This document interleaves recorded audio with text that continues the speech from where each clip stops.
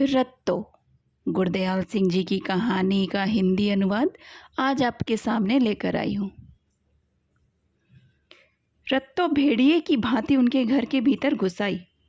बिखरी हुई लटूरियाँ, कांतिहीन और डरावनी आंखें, पीला रंग, फटे तथा मैले कपड़े, साक्षात डायन जैसी वह दिखाई पड़ती थी।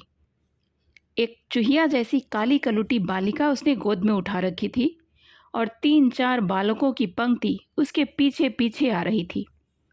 यह सब देखते ही जैसे राधो की जान मुट्ठी में आ गई। सुन रही ठेकेदारनी, अंदर कदम रखते ही रत्तो गरजी, अगर तुम्हें तिमंजिला मकान बनाकर शांति नहीं मिली तो हमारी झोपड़ी छीनकर कलेजा ठंडा हो जाएगा क्या? और वह राधो के पास आकर फर्श पर ही बैठ गई। गोद में उठाई हुई बालिका के मुख में अपना स्तन देते हुए उसने राधो की ओर ऐसे देखा जैसे उसे खा जाना चाहती हो। राधो का चेहरा फक्क हो गया। सारे गांव में से ऊंची तुम्हारी अटरिया, गुस्से से भरी आवाज में रत्तो ने कहा। बसने वाले तुम 3 जने हो। अगर इनमें भी तुम्हारी तोंदे नहीं समाती तो जाकर श्मशान के चारों ओर 4 दीवारी बना लो। कुछ सोच विचार कर बात करो मेरी बहन, राधो ने बड़ी नम्रता से पर कुछ डरी हुई आवाज में कहा। पर रत्तो को तो जैसे चांडाल चढ़ा हुआ था। बोलूंगी सोचकर, उसने आंखें दिखाते हुए उत्तर दिया। तू भी सुन ले और अपने खसम को बता दीजो कि यदि किसी ने हमारे घर के अंदर पांव भी रखा तो मैं उसका कलेजा निकाल कर खा जाऊंगी। जानते नहीं, मैं रत्तो हूँ, संतू सिरकटे की बेटी। मरने के बाद भी पीछा नहीं छोड़ूंगी। प्रेत बनकर तुम्हारी 7 कुलों का नाश नहीं किया तो मुझे सिरकटे बाप की बेटी कौन कहेगा? राधो की जबान को तो जैसे ताला ही लग गया था। उसने रत्तो को समझाना तथा फिर कुछ कहना चाहा, परंतु उसके सूखे कंठ से आवाज नहीं निकली। रत्तो मुँह आई कहती चली गई और ऐसे ही बुड़बुड़ाती बालकों की पलटन को पीछे लगाए चली गई। दोपहर को केसु ठेकेदार जब रोटी खाने घर आया तो राधो ने उसे सब बात बताई और बोली, मुझे तो राम कसम उस पर तरस आता है। कुएं में फेंको ऐसी जायदाद को। अपनी पहली ही हमसे संभाली नहीं जाती तो और क्या करेंगे? परंतु ठेकेदार को उसकी बात पर हंसी आ गई और वह व्यंग से बोला, यदि तेरे जैसा सयाना होता तो आज तक टिंडे ककड़ियां बेचता होता। और दूसरे क्षण वह कुछ क्रोध में आकर कहने लगा, उसी बड़ी अकल वाली ने पहले अपने उस खसम को क्यों नहीं समझाया जो 1000 की अकेली शराब ही पी गया? जो 250-300 की अफीम तथा नस्वार चढ़ा गया वह अलग रही। जाने मैं आज तक कैसे चुप कर रहा। यदि कोई और होता तो इनके सिर के बाल तक उखाड़ देता। मैं तो फिर भी तरस खाता चला आया कि चलो गरीब है, थोड़ा थोड़ा करके दे देगा। परंतु तुम ऐसों को उधार दिया ही क्यों करते हो? राधो ने कुछ खींच कर पूछा। तुझे क्या पता है दुकानदारी के भेदों का? हमें ही पता है जिनको इन मूर्ख लोगों से निपटना पड़ता है। नकद तो इनके पास जहर खाने को भी नहीं होता। उधार हम दे नहीं तो कर ली दुकानदारी। जाट गुड़ की भेली ही दिया करता है, गन्ना नहीं दिया करता। मुझे तो उसकी बद्दुआ से डर लगता है। ऐसी दुखिया की आँख कभी खाली नहीं जाती। दूसरे कितने ही छोटे छोटे बाल बच्चे ठहरे, उनको लेकर कहाँ जाएगी बेचारी? परंतु ठेकेदार ऐसा आदमी नहीं था जो राधो की बातों के लिए इतना बड़ा नुकसान उठा लेता। राधो को उसने बताया कि यह भी उसकी दरियादिली ही थी कि उसने रत्तो के पति जीवने से केवल घर लेकर ही फैसला कर लिया था। कोई 1200 रुपया उसने जीवने से शराब, अफीम तथा नस्वार का लेना था। कोई 250 से अधिक का ब्याज बन जाता था, परंतु जीवने के पुराने घर का कोई 500 भी देने को तैयार न था। यदि उसकी इच्छा होती तो वह जीवने की सारी जमीन भी कुर्क करवा सकता था। उसने तो जीवने पर इतना तरस खाया था, परंतु वह फिर भी बेईमानी कर गया था। उसने चोरी चोरी अपनी 3 बीघा ज़मीन बेच दी थी। अब यदि ठेकेदार उस पर मुकदमा कर देता तो घर के साथ साथ उसके बर्तन भी कुरक हो सकते थे, परंतु क्योंकि वह खुद बाल बच्चेदार आदमी था, इसलिए उसने सोचकर उसका घर लेकर इतना घाटा भी सहन कर लिया था।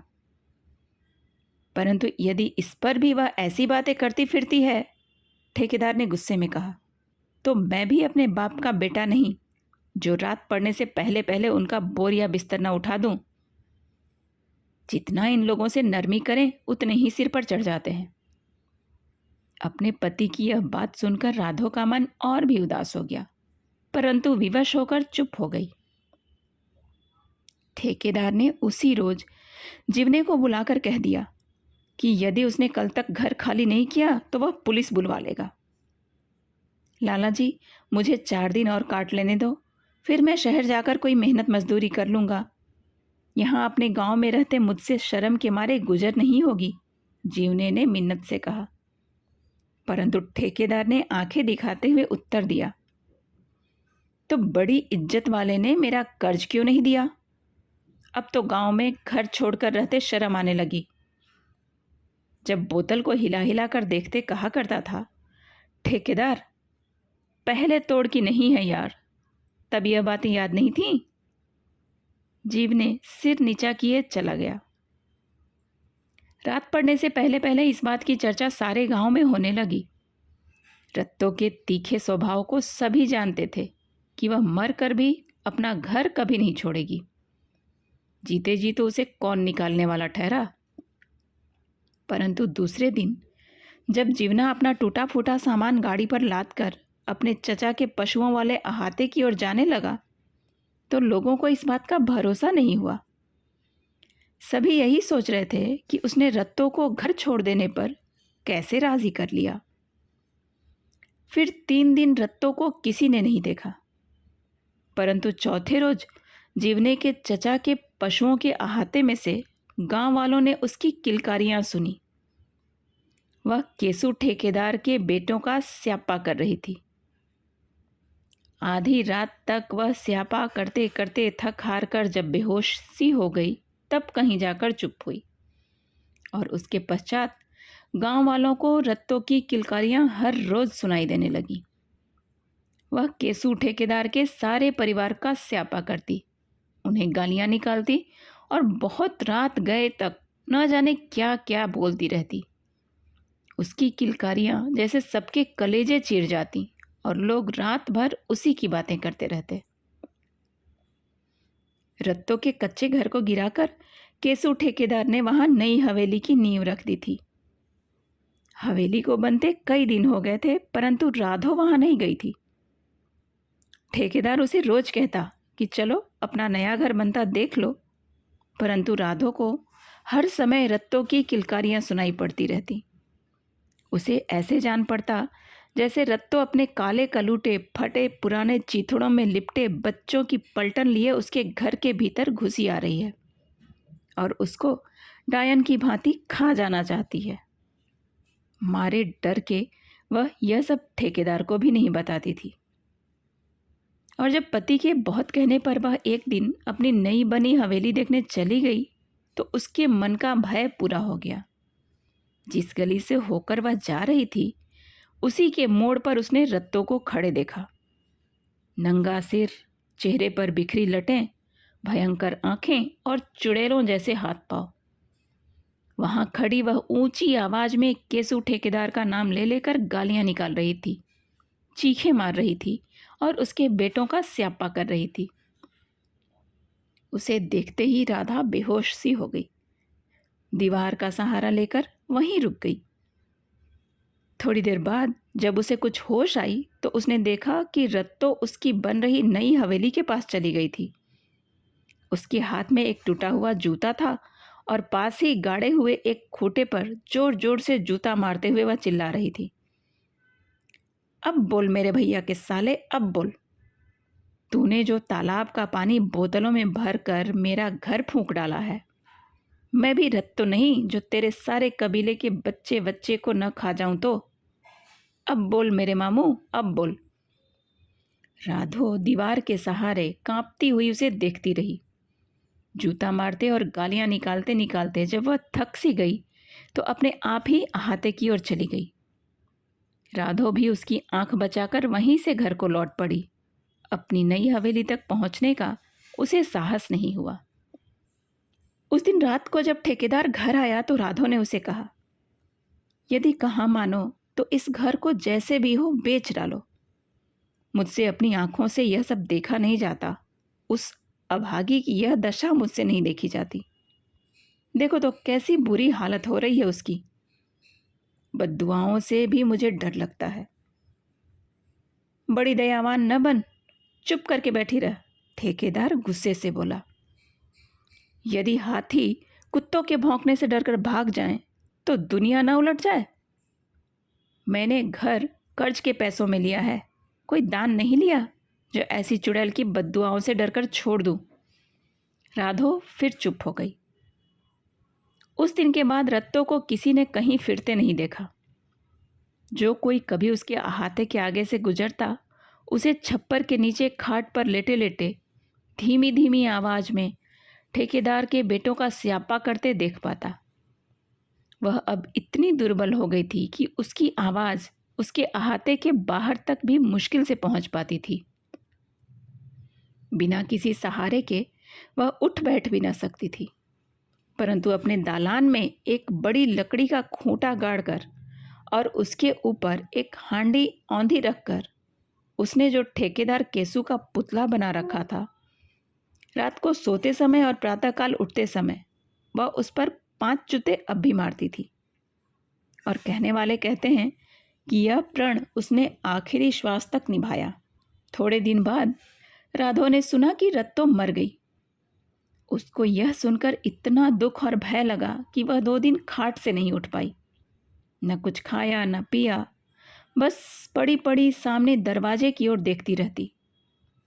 उसे पल पल ऐसे जान पड़ता जैसे अपने उन्हीं काले कलूटे फटे पुराने चीथड़ों में लिपटे बच्चों की पलटन लिए रत्तो उसके घर के अंदर घुसी आ रही है। परंतु तीसरे दिन उसका मन कुछ शांत होने लगा और एक लंबे समय से उसके मन में बैठा हुआ भय दूर हो गया। तब भी भीतर उसके कहीं कोई उदासी का बोझ सा अनुभव होने से नहीं रोक पाया।